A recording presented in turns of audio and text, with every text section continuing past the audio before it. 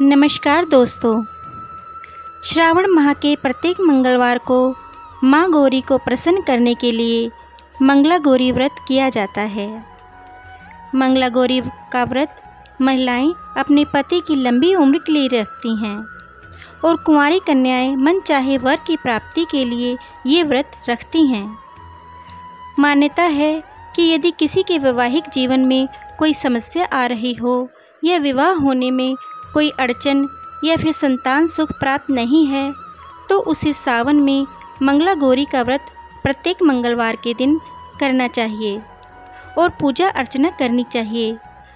मंगला गौरी व्रत पूजा में इस व्रत की कथा का पाठ भी जरूर पढ़ना या सुनना चाहिए। तो आइए माँ गौरी का ध्यान करते हुए मंगला गौरी व्रत की कथा प्रारंभ करते हैं। पौराणिक कथा के अनुसार पुराने समय में एक धर्मपाल नाम का सेठ था। उसके पास धन दौलत की कोई कमी नहीं थी, बस कमी थी तो संतान की। इस वजह से सेठ और उसकी पत्नी काफ़ी परेशान थे। संतान प्राप्ति के लिए सेठ ने कई जप तप ध्यान और अनुष्ठान किए, जिससे देवी प्रसन्न हुई और सेठ से मनचाहा वर मांगने को कहा। तब सेठ ने कहा कि माँ, मैं सर्व सुखी और धन धान्य से समर्थ हूँ, परंतु मैं संतान सुख से वंचित हूँ। मैं आपसे वंश चलाने के लिए एक पुत्र का वरदान मांगता हूँ। सेठ की बात सुनकर देवी ने कहा, सेठ, तुमने बहुत ही कठिन वरदान मांगा है, पर मैं तुम्हारे तप से प्रसन्न हूँ, इसलिए मैं तुम्हें वरदान तो दे देती हूँ कि तुम्हें पुत्र रत्न की प्राप्ति होगी, परंतु तुम्हारा पुत्र केवल 16 वर्ष तक ही जीवित रहेगा।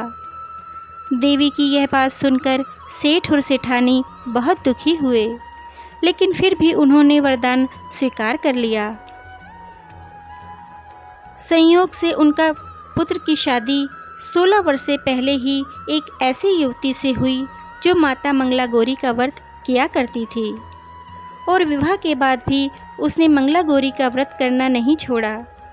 वह नियम से मंगला गौरी का व्रत किया करती थी। एक बार रात्रि के समय एक सांप उसके पति को डसने आ रहा था। तभी उसकी आंख खुल गई।